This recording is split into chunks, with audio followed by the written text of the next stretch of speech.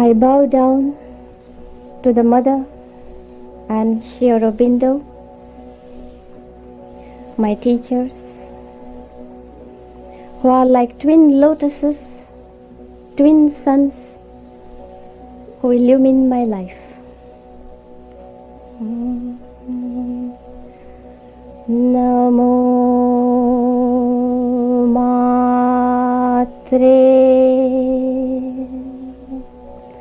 Namo Namah.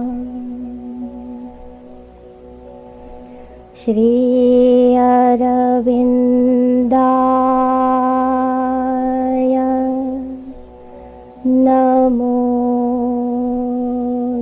Namah. Suryadvaya Svarupaya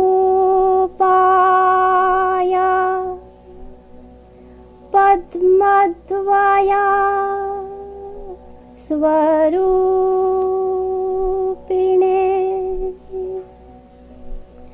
Suryadvaya Svarupaya Padmadvaya Svarupine.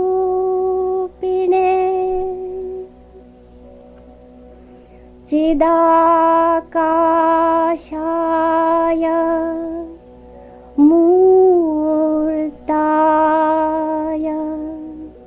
Namo Namostu Namo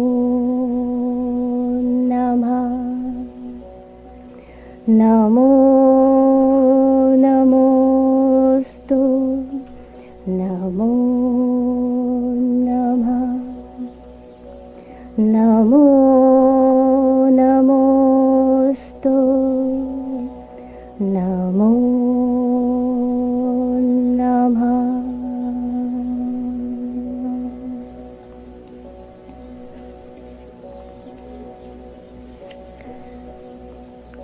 A chant from the Rig Veda.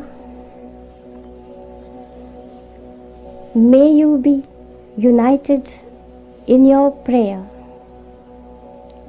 united in your goal. May you have a common purpose. May you be united in your deliberations. May you be united in your desires. United be your hearts. Unified be your intentions. May there be perfect harmony and union amongst you.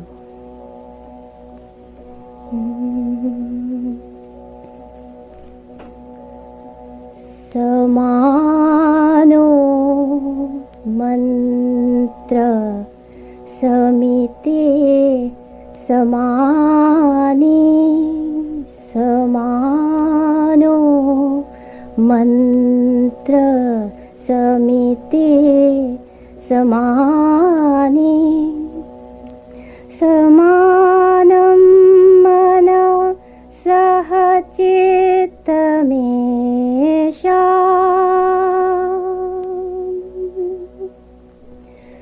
Samano mantra samiti samani. Samano mantra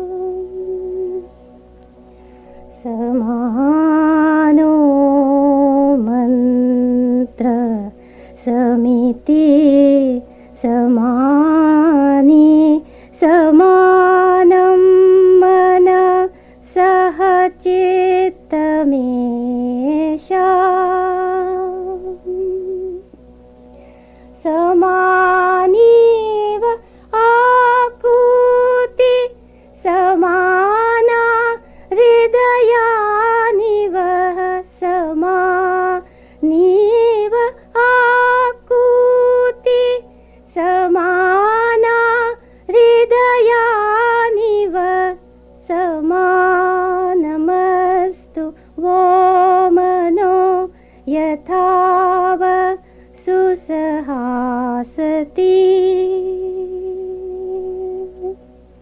समानो मंत्र समिति समानि समानं मन सहचित्तमेषाम्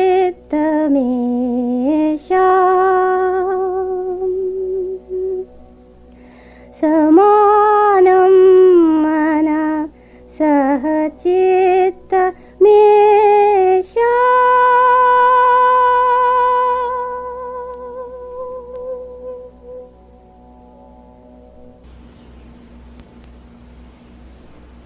During our last session,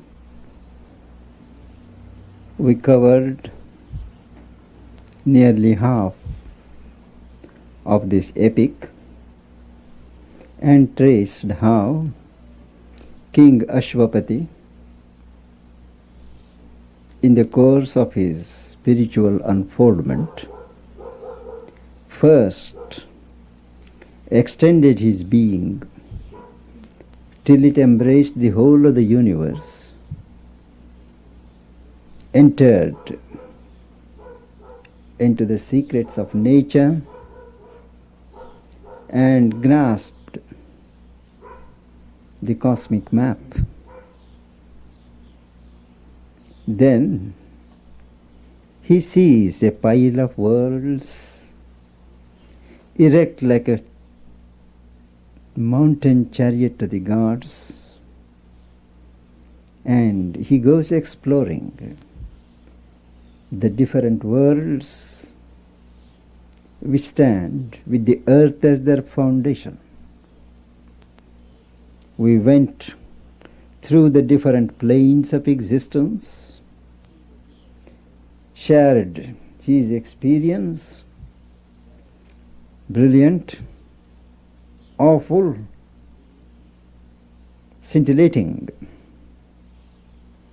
and followed him to the very source of this world, the origin of this universe, and stood face to face with the supreme creatrix of this creation, the universal mother, to whom the king, as the representative of humanity, prays that all the glory, all the riches of knowledge, splendor, and power that were revealed to him on these higher planes should be transmitted to the earth, so that they could be the possession of man. She asks him not to be impatient, to let nature take its course, and he should be content with what he has received. But he declines to be satisfied with his own salvation, and he prays to her intensely. And she gives him the boon that one shall descend on earth who will break the knot and transplant the heaven's tree on mortal soil. In course of time, the divine grace, that is what the mother is born in a human form. And as she grows, since no suitor comes to claim her hand, overawed as everyone is by her mighty afflatus, her father sends her to seek her own comrade, with whom she had a mighty task to achieve.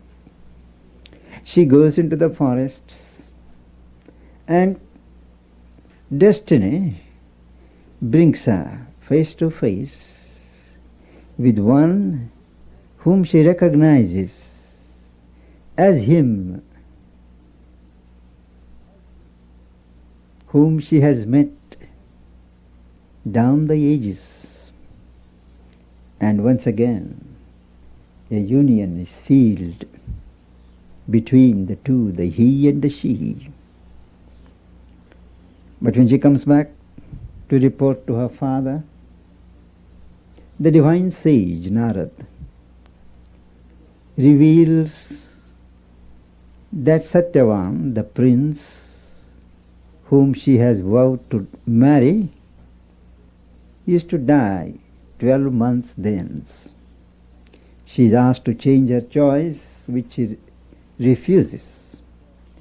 And so she comes to the hermitage of Satyavan in the forest, leaving the palace, and lives with these exiled parents, serving them, always aware of the doom that is slowly coming.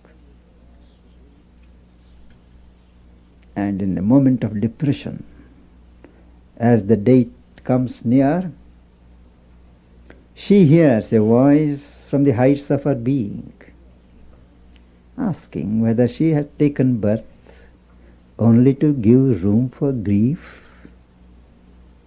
And she asks, what else can I do? My strength is taken away from me. And God is unmoved. I am content to die with my husband and follow him. But then she is taunted by the higher voice, whether that is the report that the messenger has to take to the Supreme Creator, that his servant who went forth comes back with his mission with her mission unaccomplished. And then she wakes up and asks, what should I do? The voice tells her, find out thy soul, because the strength is in thy soul. And she looked into herself and sought for her soul. And this is where we continue.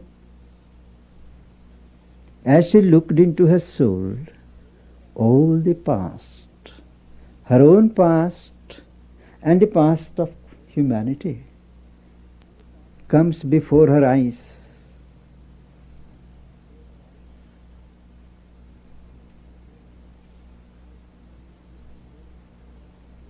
A dream disclosed to her the cosmic past, the crypt seed and the mystic origins, the shadowy beginnings of world fate.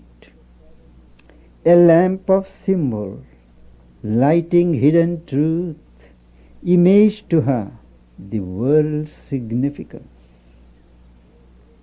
And then the poet traces how, from the very beginnings, this world came to be. In the indeterminate formlessness of self, creation took its first mysterious steps. It made the body shape a house of soul, and matter learned to think, and person grew. She saw space peopled with the seeds of life, and saw the human creature born in time. At first appeared a dim, half-neutral tide of being emerging out of infinite naught. A consciousness looked at the inconscient vast, and pleasure and pain stirred in the insensible void. When there was no consciousness, there was neither pain nor pleasure. All was an insensible void. All was the deed of a blind world energy. Unconscious of her own exploits, she worked, shaping a universe out of the inane. In fragmentary beings she grew aware. a chaos of little sensibilities gathered round a small ego's pinpoint head. That's the purpose, original purpose of the ego. Ego is the pinpoint head around which nature organizes in every form this chaos of little sensibilities. In it, a sentient creature found its poise. It moved and lived a breathing, thinking whole on a dim ocean of subconscious life. A formless surface consciousness awoke. A stream of thoughts and feelings came and went. A foam of memories hardened and became a bright crust of habitual sense and thought, a seat of living personality, and, mind this phrase, recurrent habits mimicked permanence. That is, a continual repetition of a habit creates the illusion of permanence, whereas in life there is nothing that is permanent. What is permanent stands behind life. Mind nascent labored out a mutable form. It built mind. Mind built a mobile house on shifting sands, a floating isle upon a bottomless sea. That's the labor of mind. It looked around it on its difficult field in the green, wonderful and perilous earth. It hoped in a brief body to survive, relying on matter's false eternity. It felt a godhead in its fragile house.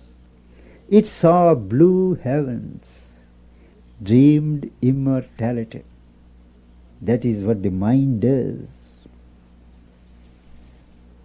And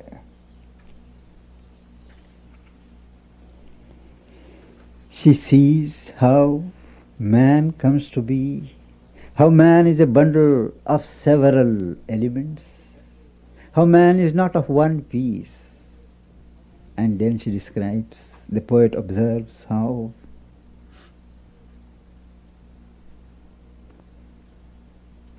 man's house of life holds not the gods alone. There are occult shadows, there are tenebrous powers, inhabitants of life's ominous nether rooms, a shadowy world's stupendous denizens. A careless guardian of his nature's powers, man harbors dangerous forces in his house. The Titan and the Fury and the Jinn lie bound in the subconscious cavern pit, and the beast grovels in his antlered den. Dire mutterings rise and murmur in their drowse. Insurgent sometimes raises its huge head, a monstrous mystery lurking in life's deeps. The mystery of dark and fallen worlds, the dread visages of the adversary kings. All this happens in man. The dreadful powers held down within his depths become his masters or his ministers. Enormous, they invade his bodily house, can act in his acts, infest his thought and life. Inferno surges in the human air and touches all with a perverting breath. Grave forces like a thin miasma creep, discoloring the walls of upper mind, in which he lives his fair and spacious life.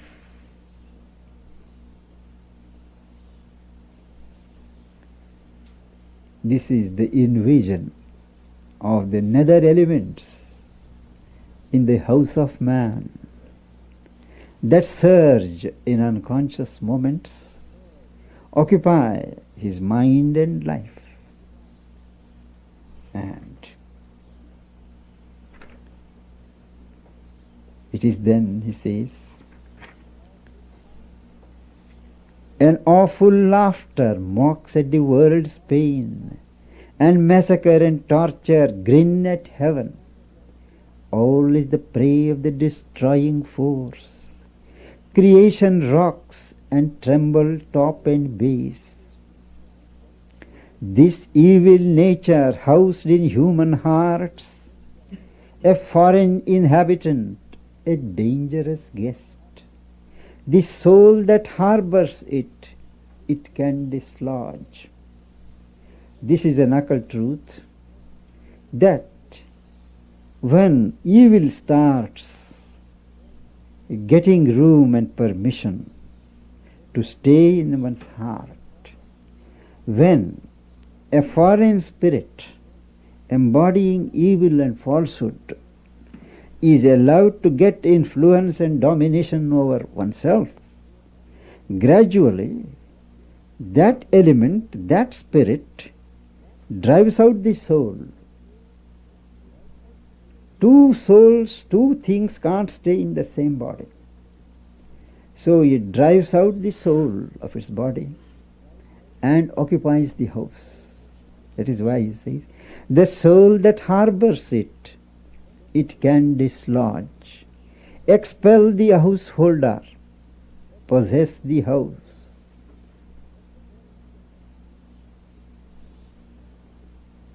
This can abolish man, annul his world. But there is a guardian power. There are hands that save. Calm eyes divine regard the human scene.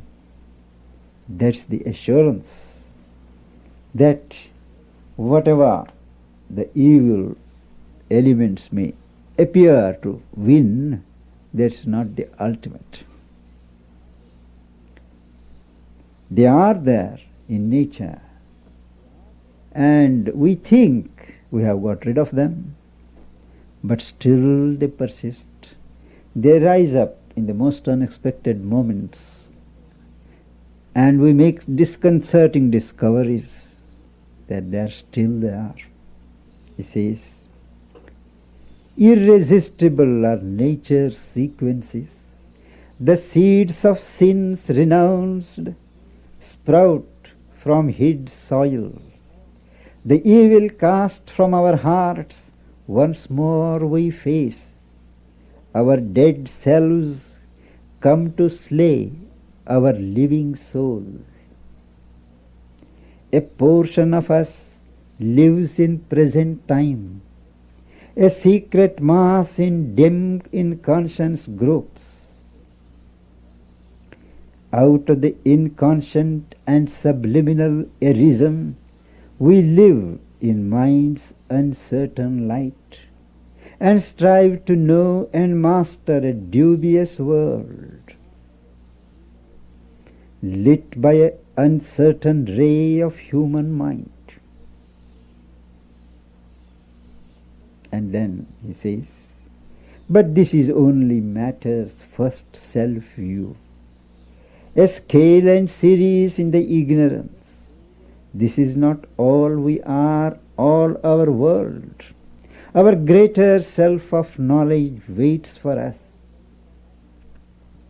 A supreme light in the truth-conscious vast.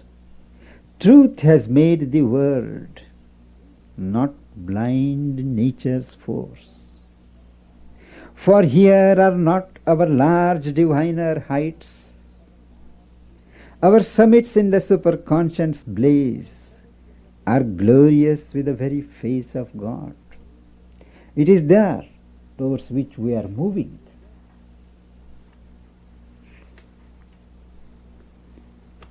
And then she enters, Savitri, the princess, enters into herself to find her soul. At first, out of the busy hum of mind, as if from a loud thronged market into a cave, by an inward moment's magic she had come. A stark, hushed emptiness became herself. This is the first experience. When you indraw from the marketplace of the thoughts of the mind, the emotions of the heart, you have a feeling as if you are entering into a cave, a narrowing passage, and there is a hushed emptiness, as if everything is empty. And then she surged out of her body's wall and stood a little span outside herself. This is again a common experience. When you withdraw, able to separate from the body, she stood a little span outside herself and looked into her subtle being's depths, and in its heart, as in a lotus bud, divined her secret and mysterious soul.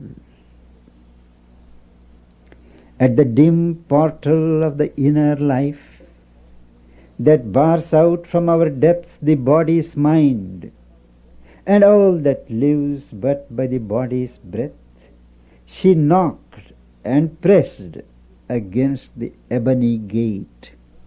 There is a gate that separates the body mind, the outer mind, from the inner being. And it is dark, hard, like ebony gate. When she knocked and pressed, the living portal groaned with sullen hinge. Heavily reluctant, it complained, inert, against the tyranny of the Spirit's touch. A formidable voice cried from within, "Back, creature of earth, lest tortured and torn thou die." She is asked to go back. A dreadful murmur rose like a dim sea. The serpent of the threshold hissing rose. A fatal guardianhood with monstrous coils. The hounds of darkness growled with jaws agape, and trolls and gnomes and goblins scowled and stared, and wild beast roarings thrilled the blood with fear, and menace muttered in a dangerous tongue. But she is not frightened, unshaken, her will pressed on the rigid bars. The gate swung wide with a protesting jar. The opponent powers withdrew their dreadful guard. Her being entered into the inner worlds. In a narrow passage, the subconscious gate. First one enters into the subconscious. She breathed with difficulty and pain and strove to find the inner self concealed in sense. There is a self in every part. So she enters into the subconscious where the sense predominates. To find the self of the sense, she breathes with difficulty and strives. Into a dense of subtle matter packed, she forced her way through body to the soul. Across a perilous border line she passed, where life dips into the subconscious dusk, or a swarm with elemental entities and fluttering shapes of vague half-bodied thought. At first, a difficult narrowness was there, a press of uncertain powers and drifting wills. For all was there, but nothing in its place. That is the subconscious. Everything is there, pell-mell, nothing in its place. At times an opening came, a door was forced. She crossed through the spaces of a secret self and trod in the passages of inner time, a world of sense. But all was still confused, nothing self-found. Soul was not there, but only cries of life. A thronged and clamorous air environed her. A horde of sounds defied significance. A dissonant clash of cries and contrary calls. A mob of visions broke across the sight. A jostled sequence lacking sense and suit. Feelings pushed through a packed and burdened heart. Each forced its separate, inconsequent way, but cared for nothing but its ego's drive. This is the typical character of the subconscious, the sense world that is locked up in each person. Hour after hour she trod without release, holding by her will the senseless mirth at bay. Out of the dreadful press she dragged her will and fixed her thought upon the Saviour name. Then all grew still and empty.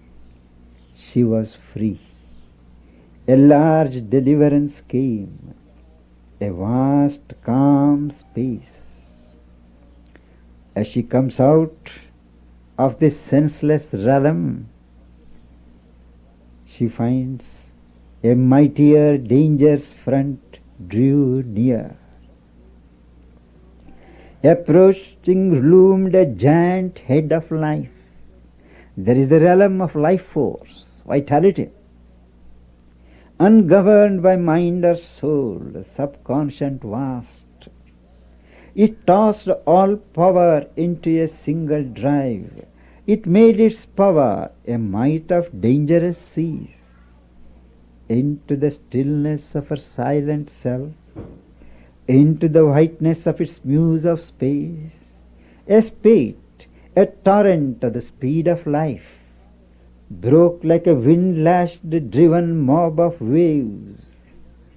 It drowned its banks, a mountain of climbing waves. Enormous was its vast and passionate voice. It cried to her listening spirit as it ran, demanding God's submission to chainless force. That is what our vitality, the life force, wants. It wants the submission of the soul to its drive. It brought a grandiose gust of the breath of life. Its torrent carried the world's hopes and fears. All lives, all natures dissatisfied, hungry cry. She goes further. She came into a brilliant ordered space. There life dwelt parked in her armed tranquility. A chain was on her strong and insurgent heart. Life is being controlled. At a higher level, life is being controlled. The mind is asserting its order, its power. The reason's balanced reign kept order and peace. Her will lived closed in adamant walls of law. Imagination was prisoned in a fort.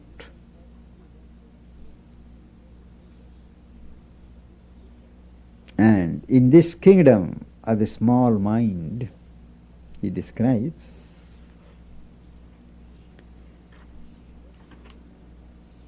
a schoolman mind had captured life's large space, but chose to live in barren paltry rooms, parked off from the too vast dangerous universe, fearing to lose its soul in the infinite.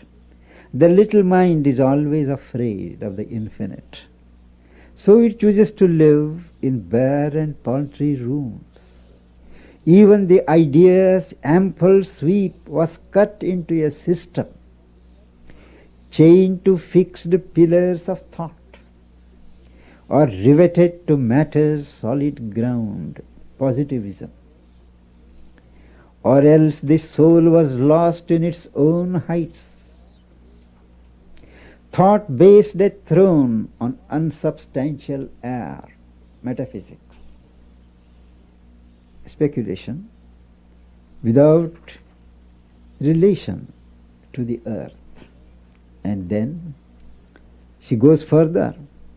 Here was a quiet country of fixed mind. Here life no more was all nor passion's voice. A cry of sense had sunk into a hush. Soul was not there nor spirit, but mind alone. Mind claimed to be the spirit and the soul. Into a firm and settled space she came, where all was still and all things kept their place. Each found what it had sought and knew its aim.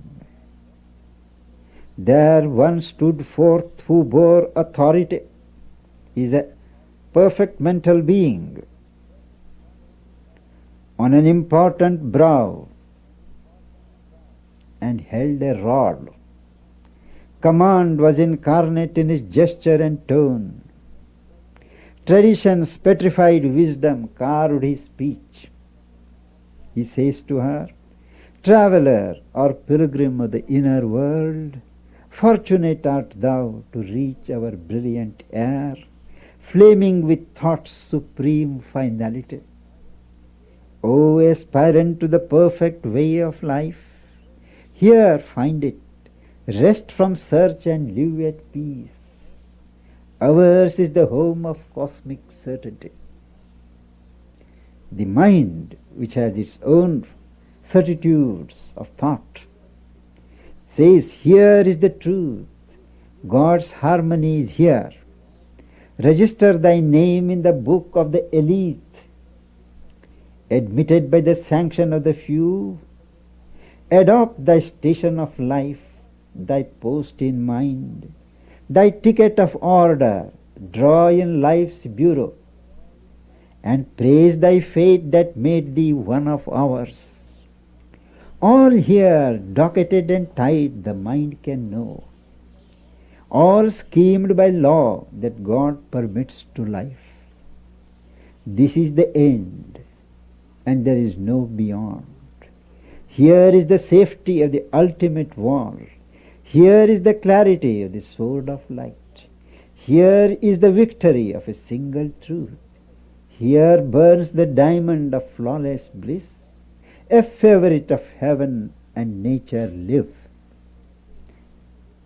Savitri is invited to stop her quest to the soul because there is nothing beyond mind, and she is asked to stay.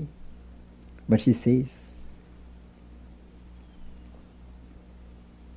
happy are they who in this chaos of things, this coming and going of the feet of time, can find the single truth, the eternal law.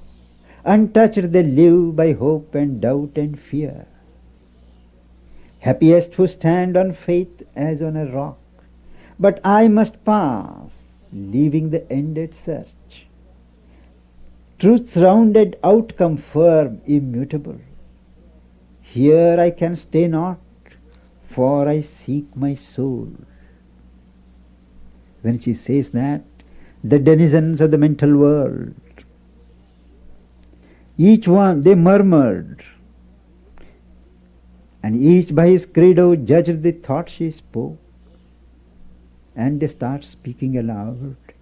Who then is this who knows not that the soul is a least gland of a secretion's fault, disquieting the sane government of the mind, disordering the function of the brain, or a yearning lodged in nature's mortal house, or dream whispered in man's cave of hollow thought?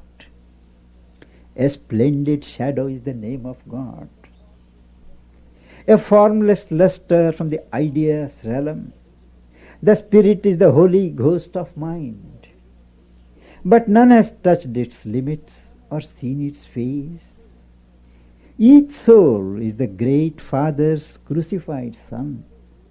Mind is that soul's one parent, its conscious cause, the ground on which trembles a brief passing light. Mind, the sole creator of an apparent world. All that is here is part of ourself. Our minds have made the world in which we live. Then another, with mystic and unsatisfied eyes, who loved his slain belief and mourned its death, says, is there one left who seeks for a beyond? Can still the path be found? Open the gate. And Savitri fared across her silent self, and she sees coming from this direction a company of brilliant figures, gods and goddesses, sages and seers with crowns, brilliant crowns and jewels, all in a hurry, going across her. She watches them fascinated, and she asks them, O happy company of luminous gods, reveal who know the road that I must tread. And she asks them, who are they? They say, we are going to save humanity. We are carrying help to save man. You come with us. She says, no, I want to go to reach my soul. And which is the way? Then she says, from thy hidden soul we come. We are messengers, the occult gods. O human copy and disguise of God, follow the world's winding highway to its source. There in the silence few have ever reached, thou shalt see the fire burning on the bare stone and the deep cavern of thy secret soul. That's what they tell her. And Savitri, following the great winding road, came where it dwindled into a narrow path, trod only by rare wounded pilgrim feet. There was no sound to break the brooding hush. One felt the silent nearness of the soul. And there is a rise, there is a climb. Here from a low and prone and listless ground, the passion of the first ascent began. A moon-bright face in a somber cloud of hair, a woman sat in a pale lustrous robe. A rugged and ragged soil was her bare seat. Beneath her feet a sharp and wounding stone, a divine pity on the peaks of the world, a spirit touched by the grief of all that lives. She looked out far. The mother of the seven sorrows, that is what she is. The mother of the seven sorrows bore the seven stabs that pierced her bleeding heart. And stain of tears. Her heart was riven with the world's agony and burdened with the sorrow and struggle in time. And anguished music trailed in her rapt voice. In soft sweet, training words slowly she spoke. O Savitri, I am thy secret soul. To share the suffering of the world I came. I draw my children's pangs into my breast. I am the nurse of the dweller beneath the stars. I am the soul of all who wailing writhe under the ruthless harrow of the gods. I am woman, nurse and slave and beaten beast.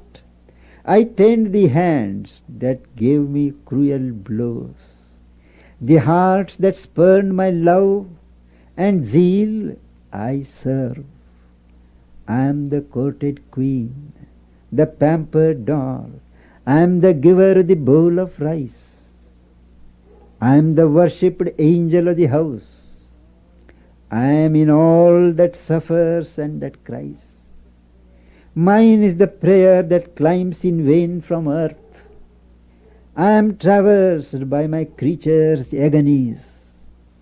I am the spirit in a world of pain, the scream of tortured flesh and tortured hearts, fallen back on heart and flesh unheard by heaven, has rent with helpless grief and wrath my soul. I have seen the peasant burning in his hut.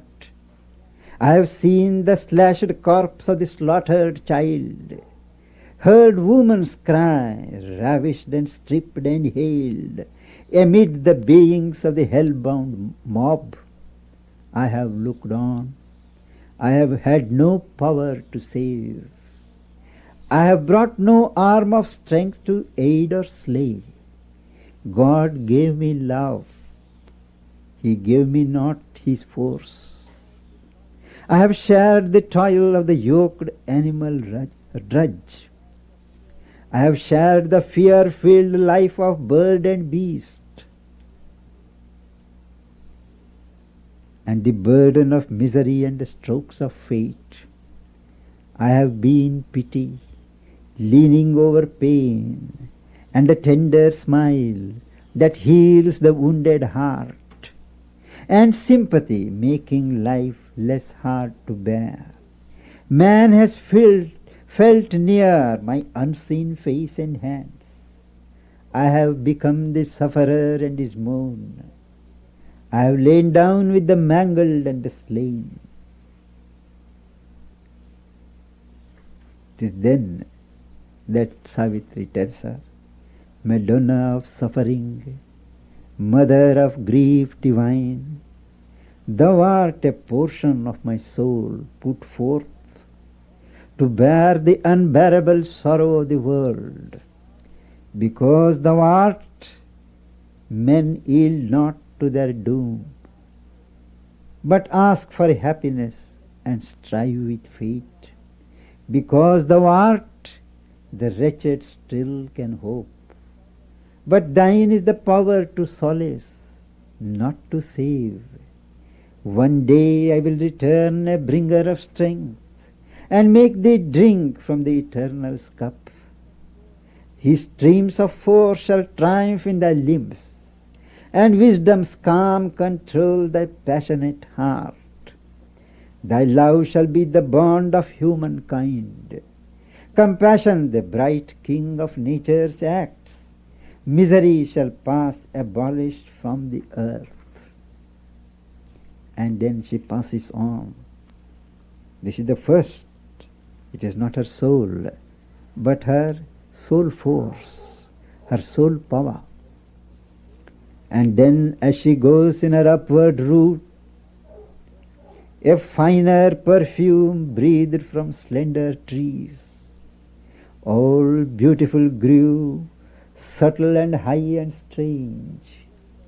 Here on a boulder carved like a huge throne, a woman sat in gold and purple sheen, armed with the trident and the thunderbolt, her feet upon a cushioned lion's back, a formidable smile curved round her lips. Heaven fire laughed in the corner of her eyes. Her body a mass of courage and heavenly strength, she menaced the triumph of the nether gods. A halo of lightnings flamed around her head, and a sovereignty, a great sister zoned her robe, and majesty and victory sat with her, guarding the wide cosmic battlefield. The mother of might. If the first one was the mother of grief, yeah, the mother of might looked down on passing things, listened to the advancing tread of time, saw the irresistible wheeling of the suns, and heard the thunder of the march of God. Her speech was like a war cry, rang or a pilgrim chant. She says, O Savitri, I am thy secret soul. I have come down into the human world, and the movement watched by an unsleeping eye, and the dark contrariety of earth's fate, and the battle of the bright and somber powers. I stand upon earth's paths of danger and grief, and help the unfortunate and save the doomed. To the strong I bring the guerdon of their strength, to the weak I bring the armor of my force. To men who long I carry their coveted joy. I am fortune, justifying the great and the wise by the sanction of the plaudits of the crowd, then trampling them with the armed heel of fate. My ear is lean to the cry of the oppressed. I topple down the thrones of tyrant kings. A cry comes from proscribed and hunted lives. I smite the Titan who bestrides the world, and slay the ogre in his blood-stained den. This is the mother of might, whom men worship as one who kills the demons of egoism, the kings of falsehood, ego. She is called Durga, the one difficult to resist. He says, I am Durga, goddess of the proud and strong, and Lakshmi, queen of the fair and fortunate. When she gives wealth, when she gives prosperity, when she gives glory, she is called Lakshmi. I wear the face of Kali when I kill.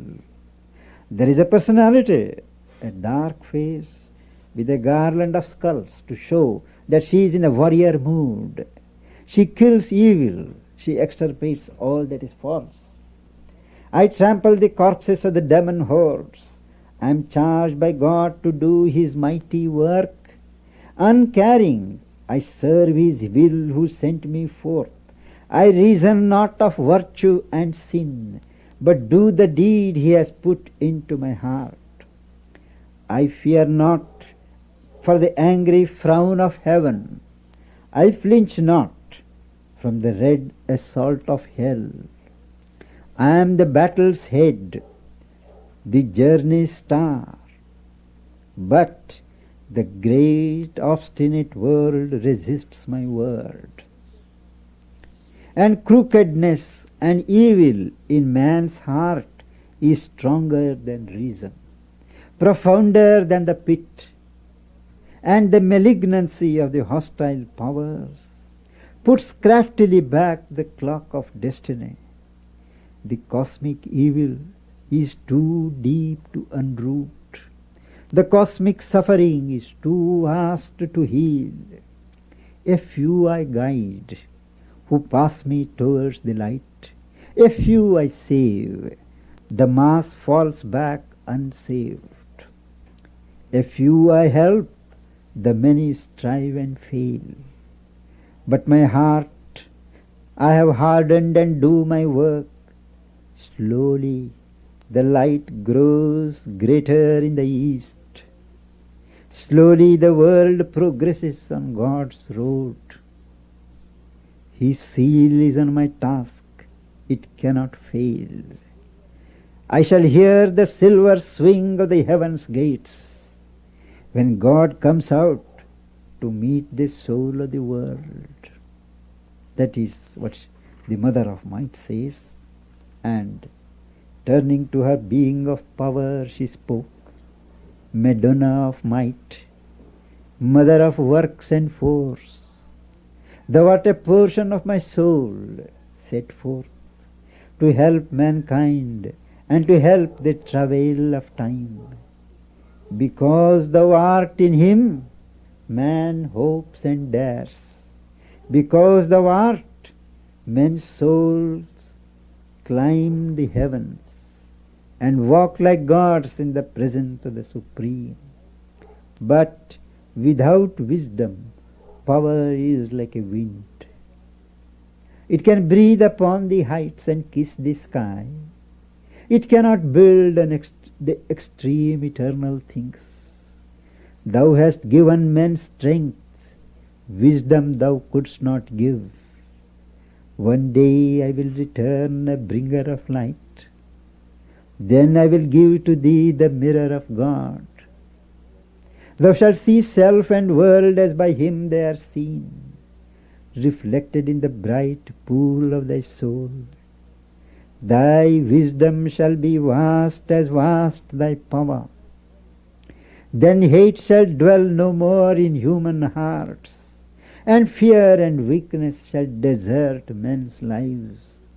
The cry of the ego shall be hushed within. Its lion's roar that claims the world as food, all shall be might and bliss and happy force. So she goes further on, and she finds a woman sat in clear and crystal light. Heaven had unveiled its luster in her eyes. Her feet were moonbeams. Her face was a bright sun. Her smile could persuade a dead, lacerated heart to live again and feel the hands of calm. Every word of it reminds me of the mother. She was exactly like this. A low music heard became her floating voice. O Savitri, I am thy secret soul. I have come down to the wounded, desolate earth to heal her pangs and lull her heart to rest and lay her head upon the mother's lap. I am charity with kindly hands that bless. I am silence mid the noisy tramp of life. I am knowledge poring over her cosmic map. In the anomalies of the human heart, where good and evil are close bedfellows, and light is by darkness dogged at every step, where his largest knowledge is an ignorance, I am the power that labors towards the best, and works for God and looks up towards the heights. Slowly I lift man's soul nearer the light, but human mind clings to its ignorance, and to its littleness the human heart, and to its right to grieve the earthly life. Only when eternity takes time by the hand, only when infinity weds the finite's thought, can man be free from himself and live with God. I bring meanwhile the gods upon the earth. I bring back hope to the despairing heart. I give peace to the humble and the great, and shed my grace on the foolish and the wise. I shall save earth if earth consents to be saved. Then love shall at last be unwounded. Love shall at last unwounded tread earth's soil. Man's mind shall admit the sovereignty of truth, and body bear the immense descent of God. To her, Savitri says, Madonna of light, Mother of joy and peace, thou art a portion of myself put forth to raise the spirit to its forgotten heights. and wake the soul by touches of the heaven. Because thou art, the soul draws near to God. Because thou art, love grows in spite of hate, and knowledge walks unslain in the pit of night. But not by showering heaven's golden rain upon the intellect's hard and rocky soil can the tree of paradise flower on earthly ground, and the bird of paradise sit upon life's buffs, and the winds of paradise visit mortal air. Even if thou rain down intuition's rays, the mind of man will think it, or his soul dream shut in sainthood's brilliant cell. Yes. One day I shall return his hands in mine, and thou shalt see the face of the Absolute. Then shall the holy marriage be achieved. Then shall the divine family born. There shall be light and peace in all the worlds. And Savitri passes on.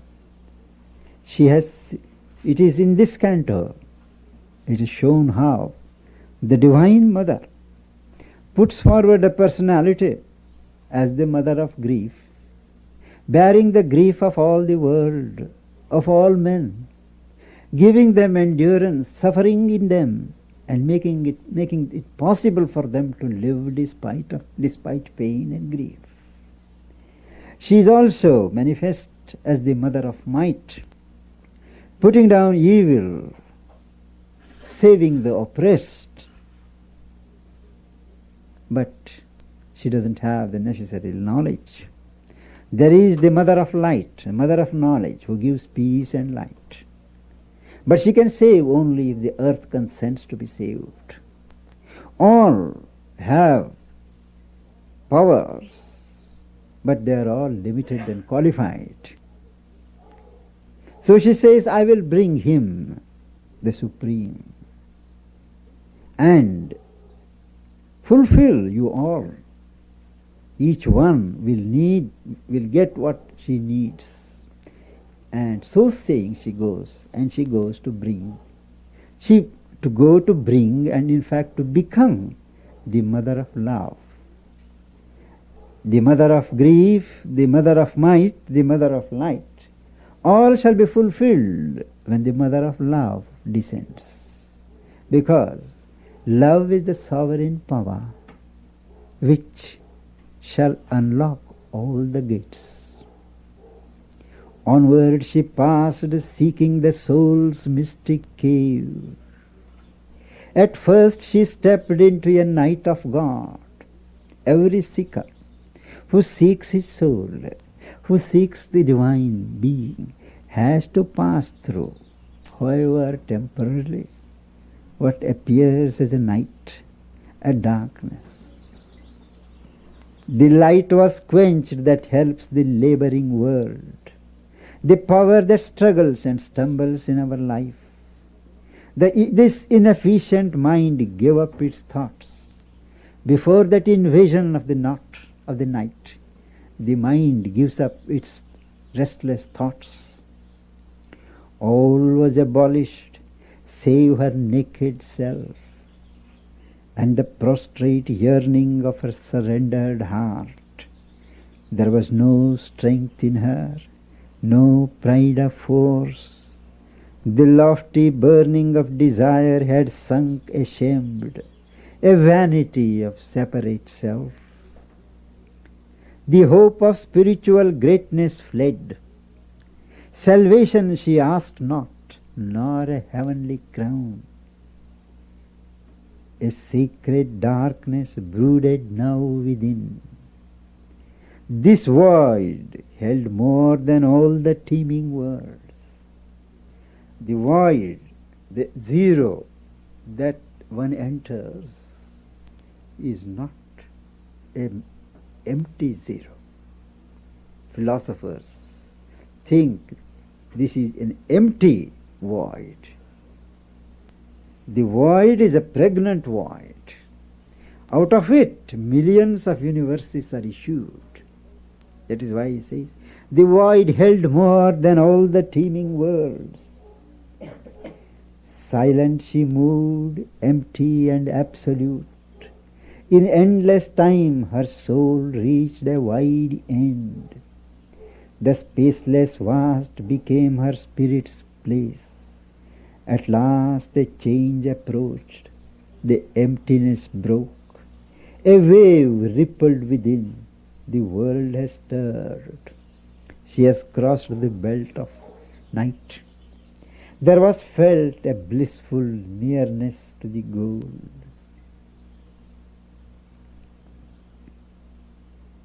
And she remembers what she had forgotten in this interregnum. She finds the mystic cavern in the sacred hill,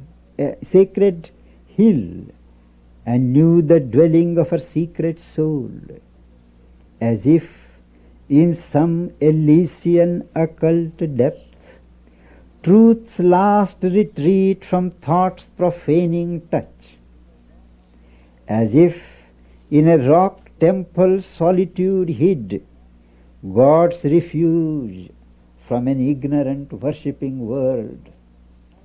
That is, God shies away from this ignorant worshipping world and finds a refuge somewhere in the forest in a rock temple, inaccessible to the crowd.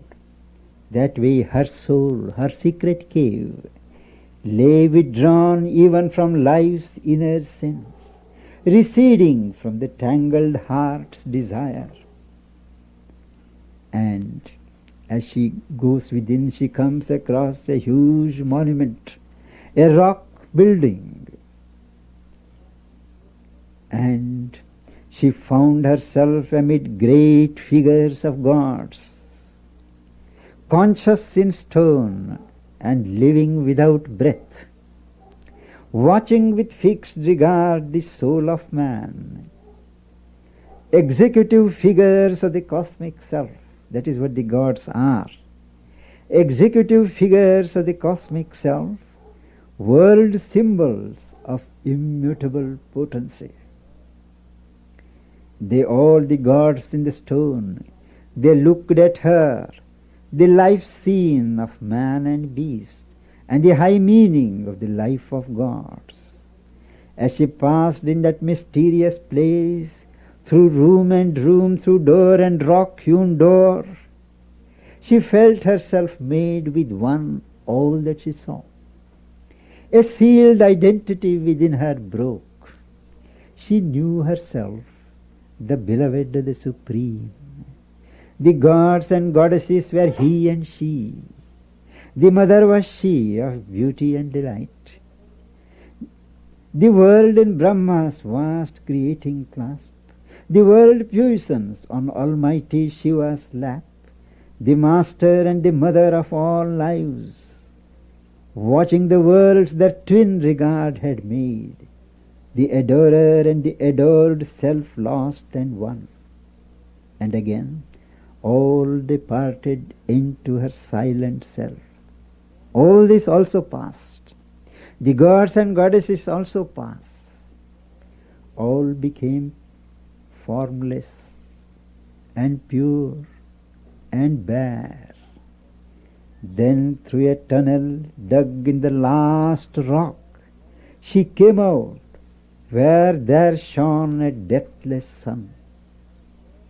A house was there, all made of flame and light, and crossing a wall of doorless living fire, there suddenly she met her secret soul. She passes through a wall and a door of fire, and suddenly she sees her secret soul. Here in this chamber of flame and light they met. They looked upon each other, knew themselves, the secret deity and its human part, the calm immortal and the struggling soul, Then with a magic transformation speed, they rushed into each other and grew one.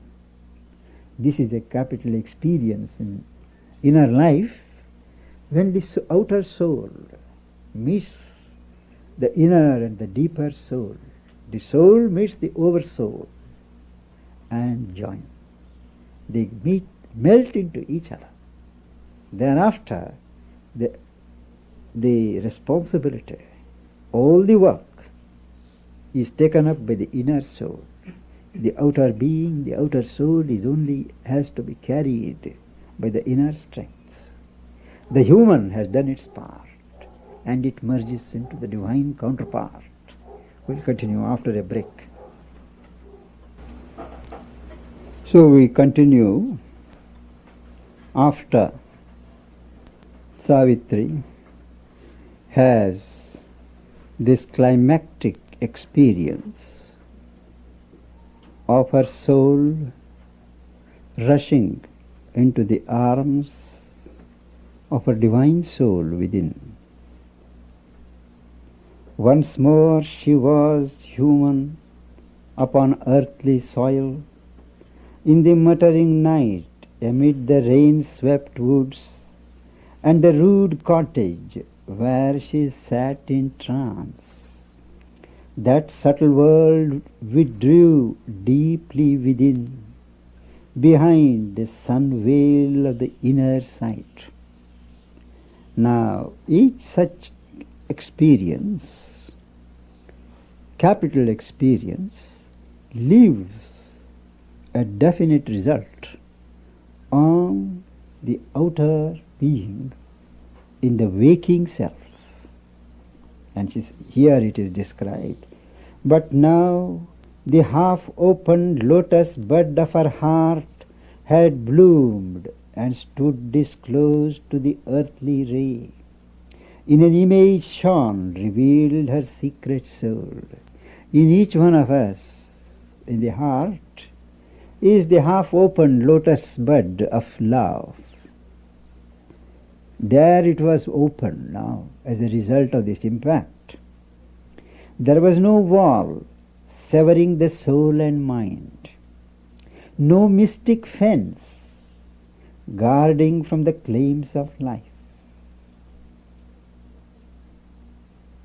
And he describes how this experience has had different results in different centers of consciousness, picturesquely called the lotuses in the tantras. There are in the being of man, the human being, several focuses where consciousness is concentrated in certain special character. When each center is opened, those qualities relevant there, they reveal themselves. That's the meaning of opening of the lotuses. And he describes now the course taken by the change in her being. In its deep lotus home, her being sat as if on concentration's marble seat, calling the mighty mother of the worlds to make this earthly tenement her house. There was a deep concentration asking the divine mother of the worlds to come and dwell in this earthly tenement. As in a flash from a supernal light, a living image of the original power, a face, a form came down into her heart and made of it its temple and pure abode. And when its feet had touched the quivering bloom, a mighty movement rocked the inner space, as if a world were shaken and found its soul. Out of the inconscient, soulless, mindless night, a flaming serpent rose, released from sleep. That is what is called the Kundalini, from the inconscient base. It rose, billowing its coils, and stood erect, and climbing mightily, stormily on its way, it touched her centers with its flaming mouth, as if a fiery kiss had broken their sleep. They bloomed and laughed, surcharged with light and bliss. Each lotus, each center, as if their sleep had been broken. They bloomed and laughed and surcharged with light and bliss. Then at the crown it joined the eternal space. And it describes, in the flower of the head, in the flower of matter's base, in each divine stronghold, each lotus, each center is a divine stronghold, and nature not. It held together the mystic stream which joins the viewless summits with the unseen depths, the string of forts that make the frail defense, safeguarding us against the enormous world. Our lines of expression in its vast, these are our lotuses, these are our centers of conscious energies. And she says, an image sat of the original power, wearing the mighty mother's form and face, armed, bearer of the weapon and the sign, whose occult might no magic can imitate. Manifold, yet one she sat, a guardian force. A savior gesture stretched her lifted arm, and symbol of some native cosmic strength, a sacred beast lay prone below her feet, a silent flame-eyed mass of living force. The Divine Mother is always pictured having a prone beast full of mass of living force in it, prone at her feet, signifying that nature, earth nature, with all its force, lies at her command. All underwent a high celestial change. The moment she occupied Savitri's body, and that energy came up, he says, all underwent a high celestial change. Breaking the black inconscience, blind, mute wall, effacing the circles of the ignorance, powers and divinities burst, flaming forth. Each part of the being, trembling with delight, lay overwhelmed with tides of happiness, and saw her hand in every circumstance, and felt her touch in every limb and cell. And details are now described. In the country of the lotus of the head, which thinking mind has made its busy space, the highest center is the seat of the thinking mind. In the castle of the lotus twixt the brows, whence it shoots the arrows of its sight and will, the lotus in the eyebrows is the home of sight and willpower. In the passage of the lotus of the throat, where speech must rise and the expressing mind, it is the center of expression. And the heart's impulse run towards word and fact, a glad uplift, and a new working came. Describing the three centers, in the head, in the eyebrows, and in the throat. The immortal thoughts displaced our bounded view. The immortal thoughts, earth's drab idea and sense. All things now bore a deeper, heavenlier sense. And every act became an act of God. In the kingdom of, then further, in the kingdom of the lotus of the heart, love chanting its pure hymeneal hymn, made life and body mirrors of sacred joy, and all the emotions gave themselves to God. When the love center opens in the heart, this is what happens. All the emotions gave themselves to God. And below, in the navel lotus, broad imperial range, its proud ambitions and master lusts were tamed into instruments of a great calm sway to do a work of God on earthly soil. The center at the navel, abdominal center, which is the seat of proud emotions, proud ambitions, it becomes an instrument for the divine working. And still below, in the narrow nether center's petty parts, its childish game of daily dwarf desires was changed into a sweet and boisterous play, a romp of little gods with life in time.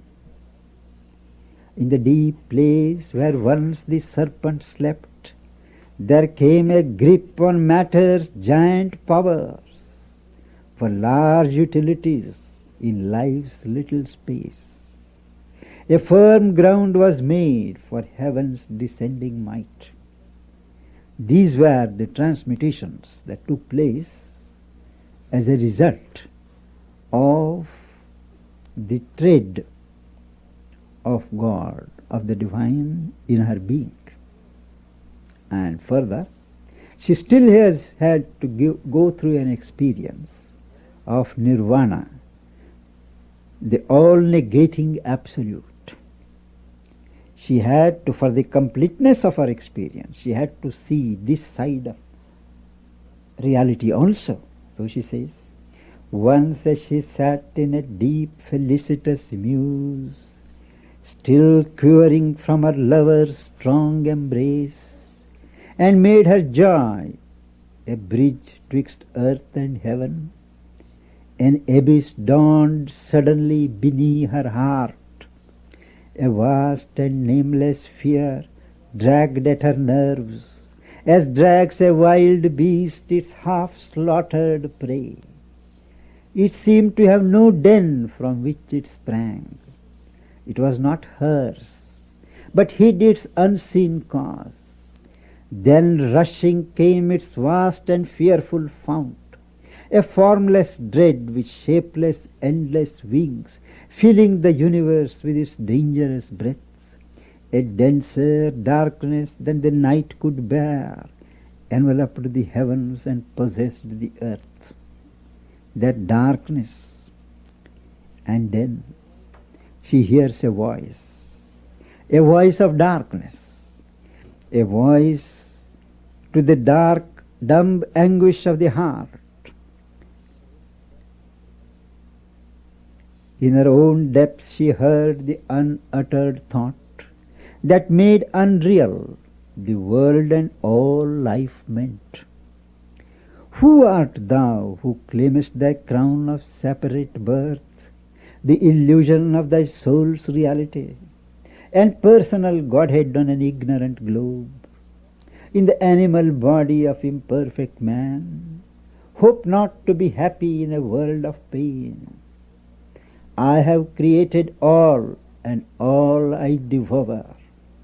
I am death and the terrible mother of life. I am Kali, black and naked in the world. I am Maya, and the universe is my cheat. I lay waste human happiness with my breath, and slay the will to live, the joy to be, that all may pass back into nothingness, and only abide the eternal and absolute. For only the blank eternal can be true. All else is shadow and flash in mind's bright glass. At last know thyself, from vain existence cease. That is what she hears. A shadow of negating absolute, an intolerant darkness travelled the surging past, and ebbed in her the formidable voice. And she waited, only her soul remained, its emptied stage. Then from the heights a greater voice came down, the word that touches the heart and finds the soul, the voice of light after the voice of night. The cry of the abyss drew heaven's reply, a might of storm chased by the might of the sun. O soul, bear not thy kingdom to thy foe. Consent to hide thy royalty of bliss, lest time and fate find out its avenues and beat with thunderous knock upon thy gates.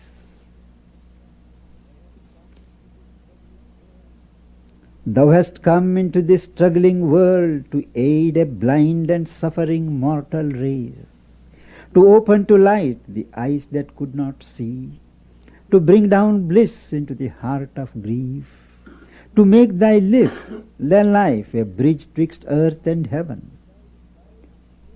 If thou wouldst save the toiling universe, the vast universal suffering feel as thine, thou must bear the sorrow that thou claimest to heal. The day bringer must walk in darkest night. He who would save the world must share its pain. If he knows not grief, how shall he find grief's cure? If far he walks above mortality's head, how shall the mortal reach that too high path? If one of theirs they see scale the heaven's peaks, men then can hope to learn the Titan climb. God must be born on earth. Mark this.